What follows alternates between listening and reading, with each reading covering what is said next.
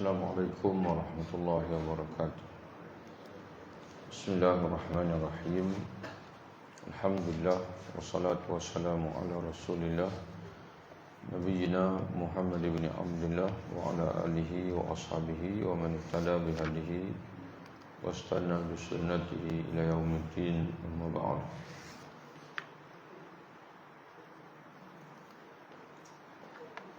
Muka surat 192.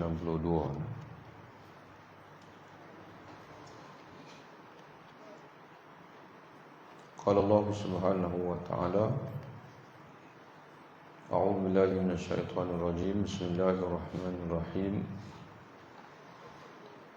Qala faman rabbukuma ya Musa. Berkata Fir'aun berkata, yakni bertanya, Fir'aun bertanya kepada Nabi Musa AS dan juga Nabi Harun AS. Fama rabbukuma ya Musa, maka siapakah Tuhan kamu berdua, wahai Musa? Qala, Nabi Musa menjawab, Rabbuna alladhi a'ta kulla syai'in khalqahu thumma hada.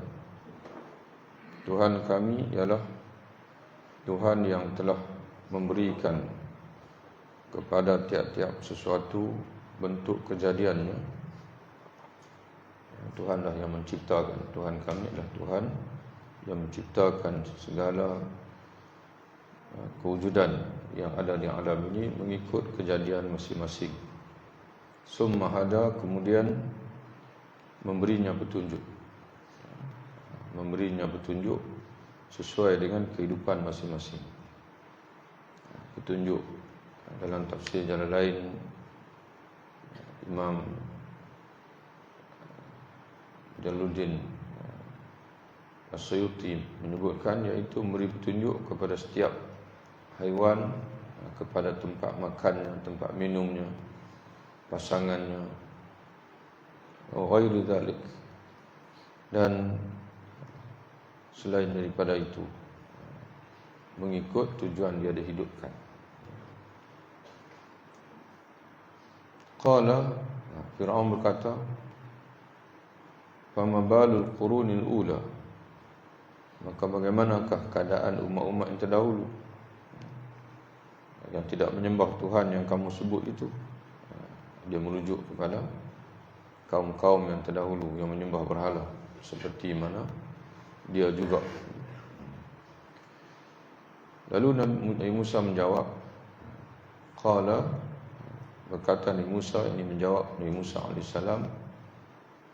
ataupun Nabi Musa menjawab, ilmuha inda rabbi fi kitabin. Pengetahuan tentang itu, yang tentang mereka, berada di sisi Tuhanku di dalam sebuah kitab, yaitu Al-Lawh Al-Mahfuz. La yadhillu rabbi wa la yansa. Tuhan kami, yakni Tuhan yang sebenar, Allah, la yaghibu, tidak akan tersalah, wa la yansa, dan tidak pula lupa. Maknanya segala yang tertulis di Lauhul Mahfuz itu terpelihara. Dan tuan-tuan sekalian, mengikut nafsiran para ulama, di antaranya dalam tafsir Jalalain menyebutkan apa yang dilakukan oleh setiap umat itu pasti akan dihisab oleh Allah. Yujazihim 'alaiha yaumal qiyamah. Bila Firaun tanya, kalau dah dia Tuhan yang sebenar, jadi macam mana bukan saja aku tidak menyembah dia, orang-orang sebelumku pun ramai juga bangsa-bangsa yang tidak menyembah dia. Lalu Nabi Musa menjawab, sama ada kamu ataupun mereka, semuanya akan dihisab oleh Allah. Dan Allah Ta'ala ini di sisinya ada kitab yang terpelihara. Kemudian la yadhillu rabbi wa la yansa, tidak ada sesuatu pun Yadhillu yakni yaghibu, yang tersembunyi daripada Tuhanku, dan tidak ada sesuatu pun yang dia lupa. Jadi sebab itu tuan-tuan sekalian,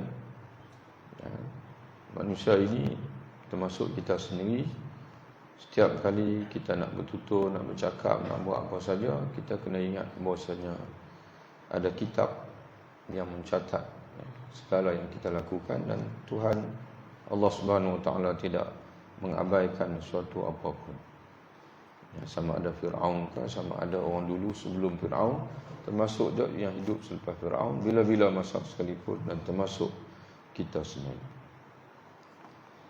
Allazi ja'alakumul arda mahdan,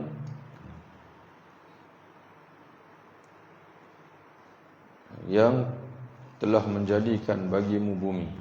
Dialah juga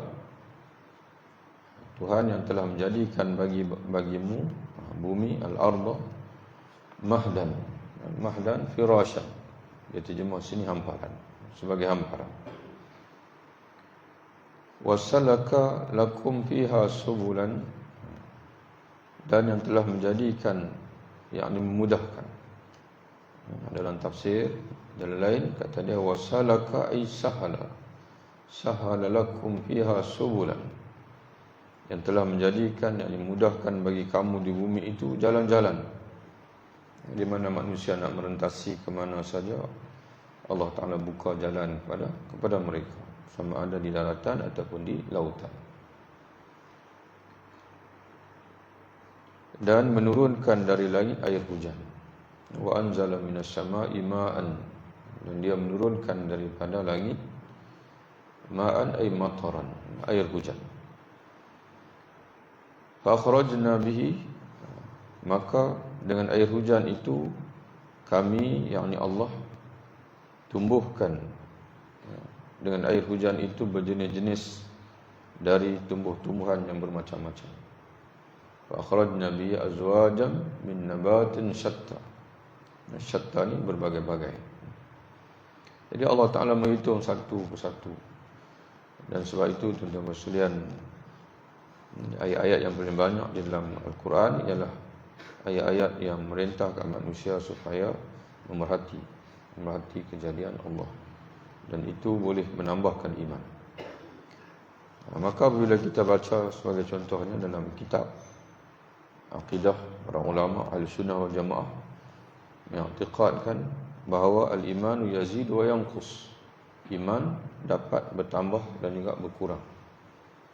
Jadi macam mana bertambahnya iman itu? Di antaranya kata ulama, apabila manusia suka ataupun rajin merenung kebesaran Allah yang ada di alam ini. Dan termasuk juga Allah Ta'ala suruh berjalan, fasiru fil ardi, berjalanlah kamu di muka bumi ini. Perhatikanlah termasuk perkara yang telah Allah Ta'ala timpakan kepada umat yang terdahulu. Jadi kerana itu ada di antara umat-umat yang terdahulu yang dibinasakan oleh Allah, kesan-kesannya itu ditinggalkan, dikekalkan oleh Allah untuk diperhatikan oleh umat atau manusia sepanjang zaman. Di antaranya Fir'aun, masih ada kesan dia lagi, walaupun dia mampu melakukan piramid yang begitu hebat, tapi dia tidak boleh menahan azab Allah daripada menimpa dia.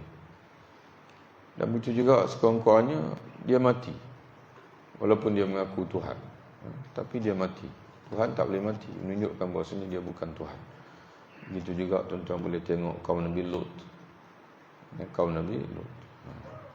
Kemudian kita boleh tengok juga tuan-tuan sekalian kaum Nabi Saleh, itu kawasan Al-Hijr, kaum Nabi Shu'aib, daerah Tabuk. Tuan-tuan berjalan daerah Tabuk, boleh tengok lagi. Jadi tuan-tuan, begitulah Allah Ta'ala suruh perhatikan apa yang berlaku di alam ini, termasuk kejadian-kejadian dia, ciptaan-ciptaan dia, kerana itu semua boleh menambahkan keyakinan kita kepada kekuasaan Allah Ta'ala. Makanlah, kulu war'au an'amakum, makanlah dan gembalalah binatang-binatang ternak kamu. Inna fi dzalika, sebab itu tuan-tuan sekalian, dalam Quran Ini tidak ada kaitan sangat dengan iman. Cumanya Allah Ta'ala selalu sebut binatang-binatang yang kamu gembala. Yang gembala ini iaitu kamu bawa dia ke padang rumput. Dan padang rumput itu ditumbuhkan oleh Allah Subhanahu Wa Ta'ala. Dari segi akidahnya, makna itu menggambarkan kepada kurniaan Allah, kejadian Allah, anugerah Allah kepada kamu yang sepatutnya kamu tidak kufur kepada dia. Tapi pada yang sama dari segi kualiti ternakan tuan-tuan sekalian ialah yang digembala. Walaupun orang hari ini dari segi nak jimat kos, dia bagi makan dedak, dia tak gembala lagi, dia kurung saja lembu, kambing. Dan ini disebut oleh Nabi lah hadis tentang susu lembu. Sunan Ibnu Majah pun ada hadis ini, dalam Sunan Abi Daud pun ada hadis ini. Nabi kata, alaikum sallallahu alaihi wasallam, alaikum bi albanil baqar. Ya, hendaklah kamu sentiasa minum susu lembu. Nabi sebut di ujung tu, Nabi sebut kata kana fa innaha ta'kulu, kerana dia makan daripada pokok-pokok. Itu maknanya Nabi sebut. Kualiti susu tu dia makan daripada pokok-pokok. Tapi orang hari ni dia tak pergi makan pokok dah. Dia pergi makan apa tuan-tuan? Dedak. Cuba tuan-tuan tanya tengok dalam dedak tu ada apa. Dia bergantung kepada dedak, murah ke mahal. Dan orang Melayu standard lah tuan-tuan sekalian, dia akan cari yang murah. Sebab biasalah tuan-tuan sekalian, kita tak produce sendiri, kita tak keluarkan sendiri dedak. Jadi sebelum sampai dekat kita itu, dah banyak orang ambil untung. Pengilang ambil untung, kemudian pembekal ambil untung lagi. Pembekal pula ada 2-3 pembekal ni. Jadi itu sampai dekat kita tu dia jadi terlalu mahal. Jadi sebab itu tuan-tuan sekalian, dedak yang murah ini biasanya dimasukkan sumber protein, sumber penggemuk itu yang murah. Di antara sumber yang murah itu adalah serbuk darah. Serbuk darah itu yang diambil daripada rumah-rumah sembelihan, yang diproses darah itu menjadi serbuk. Kemudian dimasukkan ke dalam dedak, sumber protein dia panggil. Tapi dedak yang mahal dia ambil daripada sumber ikan. Kemudian dia ambil daripada sumber soya. Itu dedak-dedak yang mahal. Tapi orang Eropah tuan-tuan sekalian, mereka sudah ada kesedaran bahwasanya untuk menjaga kualiti susu dan sebagainya, lembu-lembu itu diberi makan di padang ternak yang luas, mana diberi makan rumput. Di sini Pak Allah Ta'ala sebut, makanlah dan gembalalah, makanlah. Mana dengan air hujan itu kami tumbuhkan jenis tumbuh-tumbuhan yang bermacam-macam, kata Allah. Di antaranya ialah rumput-rumput. Sebab itu Allah Ta'ala kata makanlah. Makanlah dan gembalakanlah binatang-binatang kamu. Dan begitu juga tuan-tuan sekalian, kadang-kadang sampai kepada tanam-tanaman. Kalau baja sebagai contohnya, pun sama juga, walaupun tidaklah menjadi, kata ulama, tidaklah sampai membawa kepada hukum haram. Tapi ada hadis di sana Nabi menyebutkan, ada hadis di mana para sahabat menceritakan, nahar Rasulullah an aklil jallalah wa albaniha. Rasulullah menegah kami daripada makan haiwan al-jallalah. Apa makna al-jallalah? Al-jallalah iaitu haiwan yang diberi makan najis. Haiwan diberi makan najis. Wa albaniha, dan Nabi melarang kami daripada minum susunya. Jadi sebab itu tuan-tuan sekalian, orang hari ini pun binatang yang kita makan pun dia bagi makan apa kita tak tahu. Dan dalam dedak haiwan pun sebenarnya ada serbuk darah. Kalau dedak yang murah, sumber protein juga. Bahkan tuan-tuan sekalian, kalau tak berhati-hati, sosis yang tuan-tuan makan tu pun dicampur juga dengan serbuk darah itu. Terutama sekali yang main daripada sana lah. Sebab tu kena berhati-hati. Kalau nak beli pun tengok yang ada logo halal. Tapi kalau yang dijual di kedai-kedai tak tahulah, dia beli yang daripada mana. Itu kena berhati-hatilah. Tuan dan puan sekalian, dengan kira murah saja kena tengok juga siapa yang keluarkan itu. Jadi bila ikan keli sebagai contohnya dibagi makan, orang ceritalah. Dan kita pun tak mahu nak tanya. Kalau tanya, kan tak boleh makan terus lah. Keli yang diternak tu, ayam mati, orang kata apa, diambil, kemudian diproses semula ataupun diletakkan di atas pangkin berulat. Ulat itulah yang jatuh ke dalam kolam ikan itu menjadi makanan kepada ikan-ikan tu. Dan kadang-kadang dibuang tu begitu. Babi yang mati misalnya dibuang dalam kolam ikan keli dan sebagainya. Itu orang cerita. Bila cerita gini, tuan-tuan pun tak lalu nak makan. Tak lalu makan satnya lah. Lepas tu lalu balik. Jadi sebab itu tuan-tuan sekalian, kalau kita perhati dalam hadis, Nabi pernah menyebutkan bahawa at-tajir as-sadiq al-amin, seorang peniaga yang jujur dan amanah, dia akan bersama dengan para anbiya di akhirat nanti. Jadi macam mana hebatnya peniaga ini. Sebab dan banyak hadis lagi Nabi menyebutkan tentang peniaga. Dalam Quran pun Allah Ta'ala sebut tentang peniaga. Sebab tuan-tuan sekalian, peniaga ini, kalaulah dari segi agama, al-ulama warasatul anbiya, para ulama waris para nabi. Bila baik ulama, maka manusia akan jadi baik. Kerana dia berfungsi. Seolah macam Rasul masih hidup bersama dengan kita. Itu dari segi rohani kita, dari segi kejiwaan kita. Kemudian dari segi makan pula, maka bergantung penuh pada peniaga. Kalau kita ni penuh dengan masyarakat kita dengan peniaga-peniaga yang jujur, maka kita pun akan menikmati yang halal. Tapi kalau penuh dengan peniaga-peniaga yang hanya memikirkan keuntungan saja, yang tak pernah mengaji fiqh, tak pernah mengaji Islam, yang dikira niaga saja, kadang-kadang bila tak mengaji terlibat dengan riba, terlibat dengan tatfiful kail, maknanya kecoh dalam timbangan. Kemudian bawa masuk barang-barang tak cemak dulu, halal ke tak halal barang-barang itu.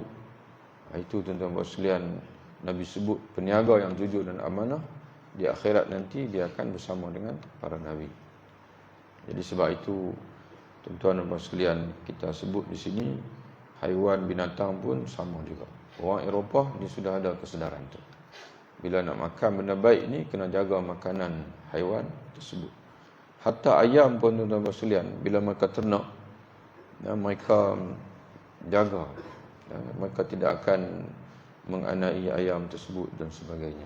Maka sudah ada kesedaran, bukan daripada agama, tapi mungkin kesedaran dia panggil, orang kata apa, kesedaran mungkinlah daripada fitrah mereka sendiri. Tapi orang Islam belum lagi. Orang Islam belum lagi. Dia fikir yang ujung saja. Dia kira ayam tu sembelih saja. Tapi sebelum sembelih itu, ayam tu bagi makan apa, ayam itu dijaga dengan elok ataupun tidak, maka itu dia belum fikir yang itu lagi. Ke depan lah, mudah-mudahan tuan-tuan sekalian. Sesungguhnya pada demikian itu terdapat tanda-tanda kekuasaan Allah. Itu yang menjadi tujuan. Inna fi dzalika laayatin.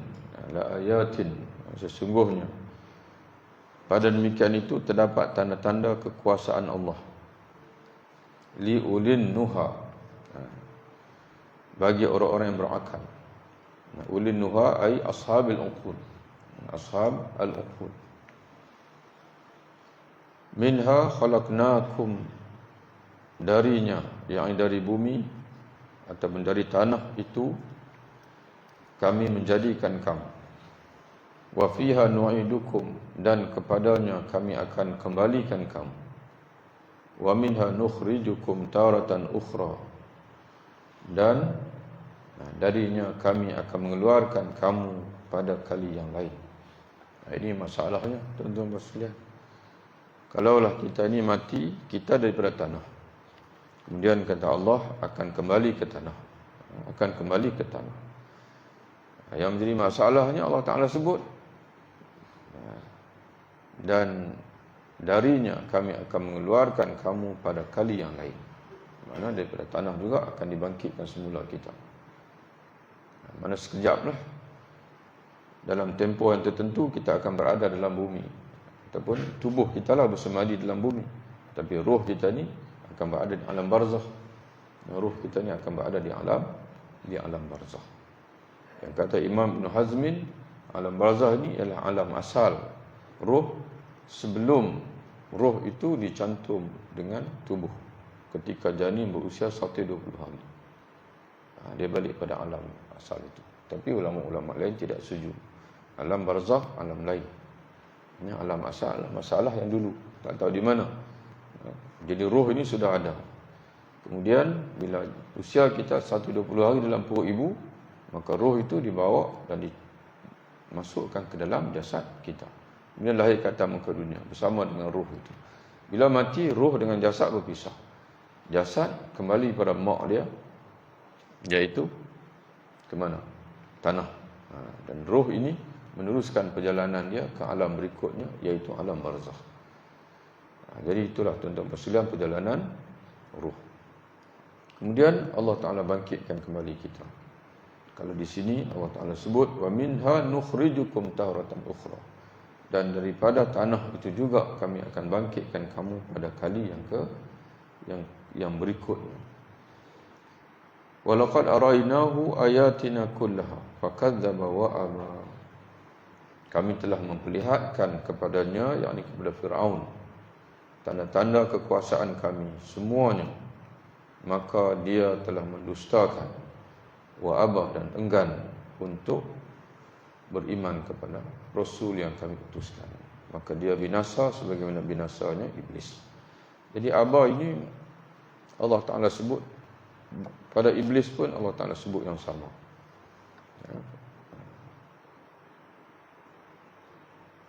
Di sini Allah Ta'ala kata Fir'aun fakadzdzaba wa aba.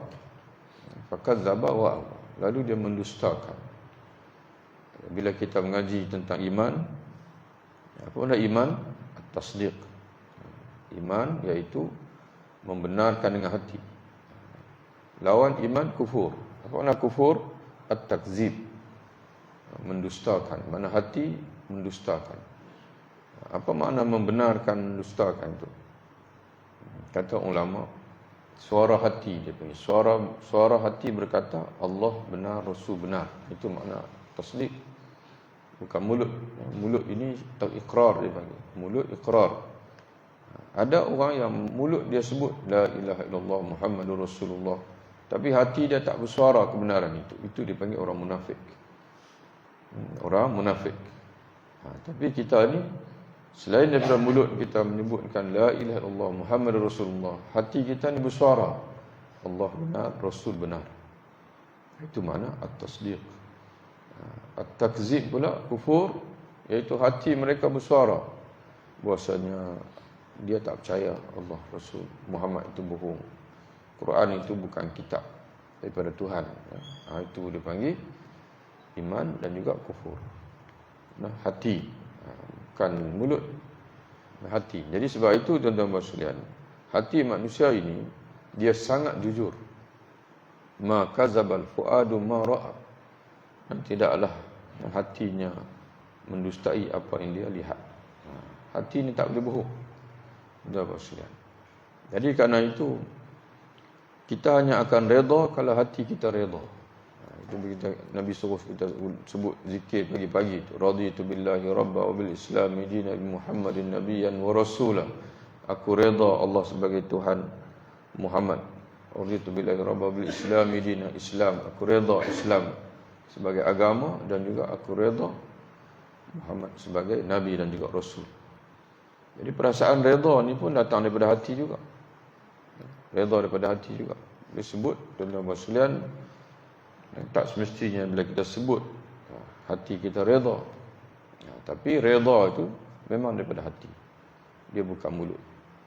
Raditu billahi rabba. Jadi macam mana nak jadikan hati kita itu betul-betul ada perasaan yakin, percaya, redha itu? Kata alim ulama kita, dia datang daripada ma'rifah, datang daripada kenal. Orang Melayu pun kata, tidak kenal maka tidak cinta.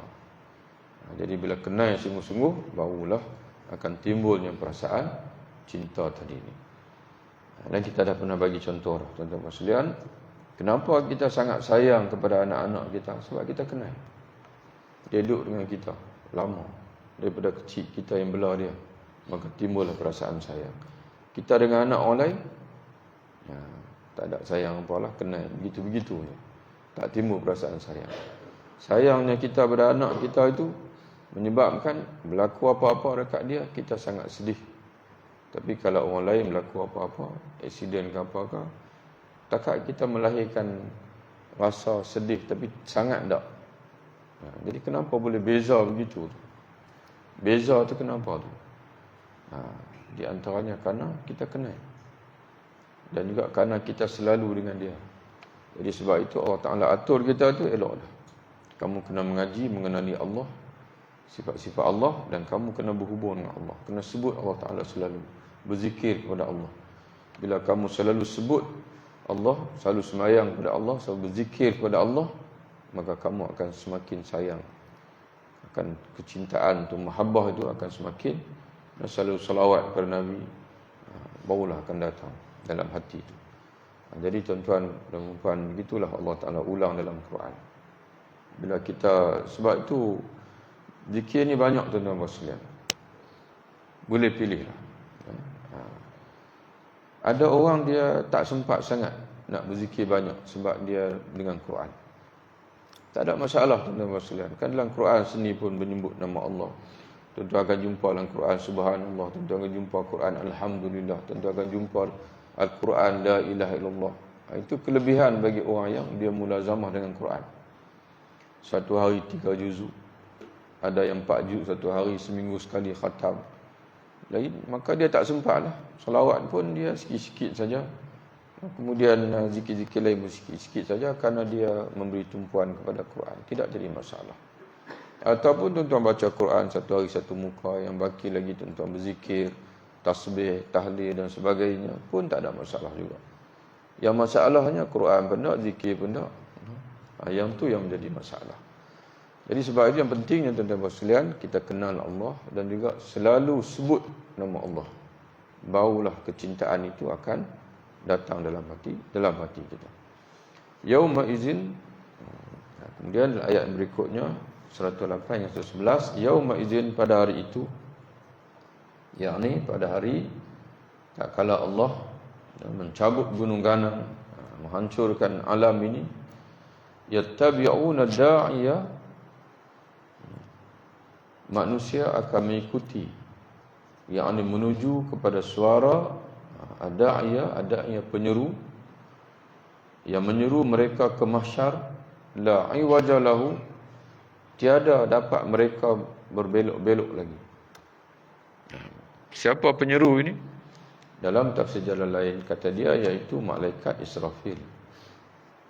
Malaikat Israfil yang disuruh oleh Allah Subhanahu wa taala menyeru manusia, halumma ila ardi rahman. Malaikat Israfil akan menempik. Jadi malaikat Israfil ini yang kita dak tahu tu dia tiup sangkakala. Tapi dalam tafsir Jalalai Imam Suyuti menyebutkan, bila Allah Ta'ala kata pada hari itu, bila binasa alam dibinasakan, kemudian dibangkitkan semula daripada kubur sekalian manusia, maka ada seorang penyeru yang akan menyeru, iaitu malaikat Israfil. Dia kata, halumma ila ardil mahsyar, ayuh kamu semua bergerak untuk menuju ke mahsyar. Maka Allah Ta'ala sebut di sini, la iwaja lahu, tidak ada siapa pun, la iwaja lahu, tidak ada sebarang belokkan untuk dia. Iwaja, la naf'al jinsi, macam la ilaha, tidak ada sebarang Tuhan kecuali Allah. Ini sama, la iwaja lahu, tidak ada sebarang belokkan. Nak belok-belok tak ada, jangan mimpi lah. Dalam surah Qaf Allah Ta'ala kata, setiap manusia itu yang bangkit daripada kubur itu, sa'iqun wa syahidun, dia akan diiringi oleh 2 malaikat. Satu sa'iqun, malaikat juru pandu, sa'iqun, Kalau dalam bahasa Arab hari ni, tuan-tuan bersekalian ni, driver teksi tu, driver orang Arab panggil sawak. Yang maknanya dia pemandu. Nanti kita bangkit dari kubur nanti ni, ada seorang malaikat sa'iqun yang akan pandu kita. Wa syahidun, dan juga seorang saksi. Malaikat menjadi saksi. Jadi nak lari mana tuan-tuan sekalian? Tak boleh nak lari, nak bohong pun tak boleh. Jadi sebab itu kita kena buat persediaan. Dan Nabi SAW menyebutkan hadis, al-kayyisu man dana nafsahu wa amila lima ba'dal maut. Orang yang cerdik, orang yang sentiasa muhasabah dirinya ketika di dunia ini, wa amila lima ba'dal maut, dan dia beramal untuk kehidupan selepas mati. Itu orang cerdik. Kerana dunia ini 60 tahun saja, tapi kehidupan selepas mati dalam kubur, tak tahulah dunia ni selama dunia akan kekal, maka begitulah usia kita dalam kubur.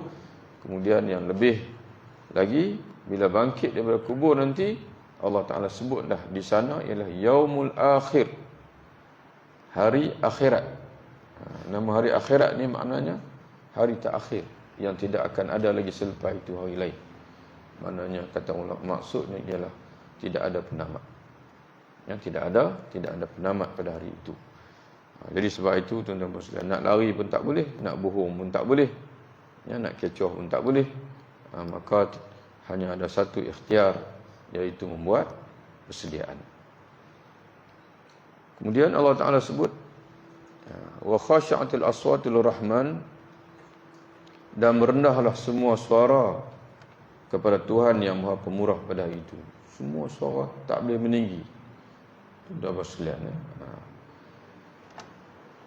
fala tasma'u illa hamsa, maka kamu tidak mendengar kecuali bisikan saja. Itu satu tafsiran, hamsan, bisikan, desisan.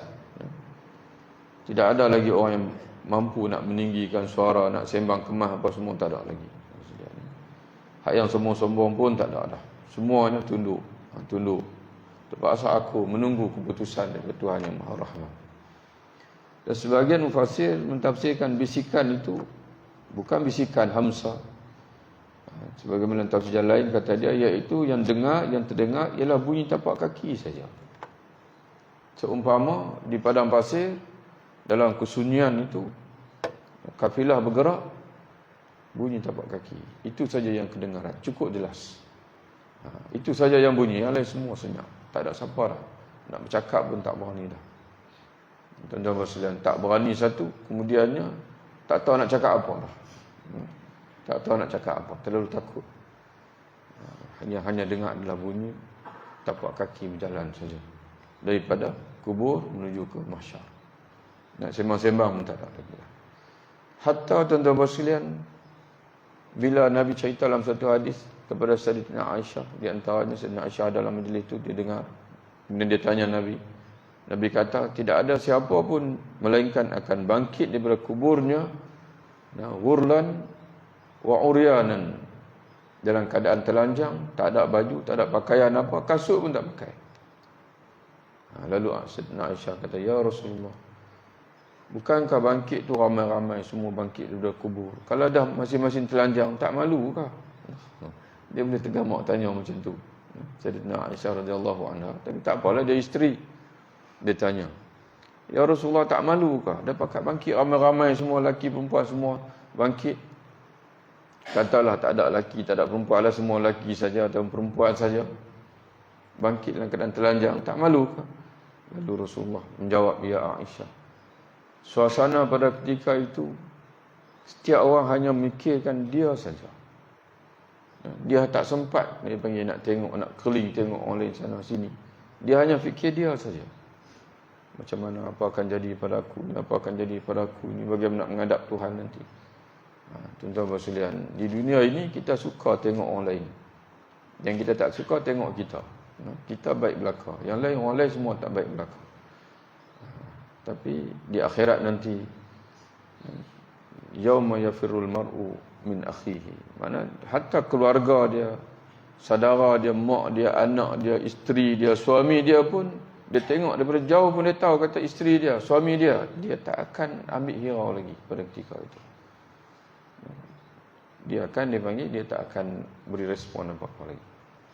Jadi tuan-tuan sekalian, maka begitulah Allah Ta'ala sebut di sini. Hanya mendengar bunyi tapak kaki sahaja. Pada hari itu tidak berguna syafaat, kecuali syafaat orang yang Allah Maha Pemurah telah memberi keizinan kepadanya untuk memberi syafaat. Rasul boleh memberi syafaat. Itu pun Rasul hanya boleh memberi syafaat kepada umat dia yang mengucapkan la ilaha illallah, yang Islam. Quran boleh memberi syafaat, puasa boleh memberi syafaat, dan dalam satu riwayat disebutkan bahawa memberi syafaat di akhirat para nabi, para ulama dan juga para syuhada. Para nabi, para ulama, para syuhada dan orang soleh. Dan Nabi sebutlah hadis lain, Nabi kata ada orang yang boleh beri syafaat, Allah Ta'ala bagi dia boleh beri syafaat satu kabilah di antaranya Sayyidina Osman. Kabilah yang ratusan ribu dia boleh bagi syafaat. Dan ada yang boleh beri syafaat 3 orang, ada yang boleh beri syafaat 2 orang, dan ada yang boleh beri syafaat kepada seorang.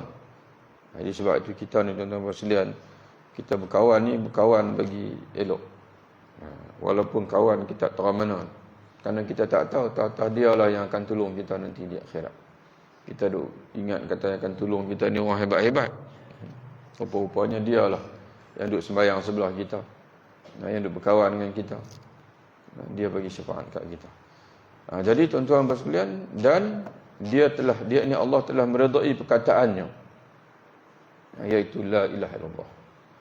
Allah redha, mana orang yang Allah Ta'ala redha perkataannya di dunia, orang itu saja yang boleh memberi syafaat di akhirat. Kata ulama, perkataan itu ialah la ilaha illallah. Dia mengetahui apa yang ada di hadapan mereka dan apa yang ada di belakang mereka. Mana perkara yang akan datang, perkara yang dulu, dia maha mengetahui, sedang ilmu mereka tidak dapat meliputi ilmunya. Maknanya ilmu mereka, manusia ini sikit saja, tidak meliputi, melainkan sekadar apa yang Allah Ta'ala sudi untuk membukanya kepada mereka. Dan tunduklah semua muka dengan merendah diri. Pada saat itu akan tunduklah semua wajah-wajah dengan merendah diri kepada Tuhan yang hidup kekal lagi sentiasa mengurus makhluknya, Al-Hayyul Qayyum. Dan sesungguhnya telah merugilah orang yang melakukan kezaliman, yakni syirik, zalim. Dalam ayat ini kata ulama iaitu syirik. Dan merugilah orang yang melakukan kezaliman, yakni syirik pada Allah Ta'ala. Kerana syirik ni dalam Quran ni dia banyak, ada 4 makna. Kena tengok konteks ayat. Dalam konteks ayat ini Allah Ta'ala cerita berkenaan dengan orang-orang yang kafir, yang tidak mengucap kalimah syahadah, yang tidak diizinkan oleh Allah untuk menerima syafaat. Kerana syafaat, sebagaimana Abu Hurairah radhiyallahu anhu pernah tanya Nabi, ya Rasulullah, siapa yang akan mendapat syafaatmu di akhirat nanti? Siapakah yang akan berbahagia dengan syafaatmu di akhirat? Lalu Nabi menjawab, man qala la ilaha illallah sadiqan min qalbih, orang yang mengucap la ilaha illallah dengan jujur, dengan tulus daripada hatinya. Itu syarat dia. Ada syarat itu, dia akan dapat syafaat daripada Nabi SAW. Jadi sebab itu tuan-tuan sekalian, perkara yang kita kena pastikan sungguh-sungguh atas muka dunia ini, selain daripada sembahyang pun nombor 2, nombor 3, zakat, haji sebagainya, yang mula-mula sekali yang kita nak kena pastikan tersemat kukuh dalam hati kita dan kita nak mati dengan dia, iaitu tauhid, la ilaha illallah Muhammadur Rasulullah. Yang tu jangan bagi rosak. Boleh rosak ke Ustaz? Ya, sebagaimana sembahyang boleh rosak, iman pun boleh rosak. Jadi sebab itu kalau dulu tuan-tuan sekalian, selalu orang baca, tapi lah ni orang dah tak baca, tuan-tuan kena cari balik. Ada Syekh Said Hawa rahimahullah, dia menulis satu kitab 20 perkara yang batalkan iman. Tuan-tuan cari balik. 20 perkara yang batalkan iman. Mana kalau kita terbuat salah satu daripadanya, itu akan menyebabkan iman kita rosak. Kadang-kadang dia tak rosak di sisi manusia, di sisi Allah Ta'ala dia rosak. Jadi kena cari balik. Jadi perkara-perkara yang merosakkan iman itu ada 20 perkara yang merosakkan nawaqidul iman. Kalau dalam wuduk dipanggil nawaqidul wuduk, perkara yang membatalkan wuduk. Kalau sembahyang dipanggil perkara-perkara yang mubtilatus salah, perkara-perkara yang membatalkan sembahyang. Iman pun ada juga perkara-perkara yang membatalkan iman. Wallahu a'lam bishawab. Assalamualaikum warahmatullahi wabarakatuh.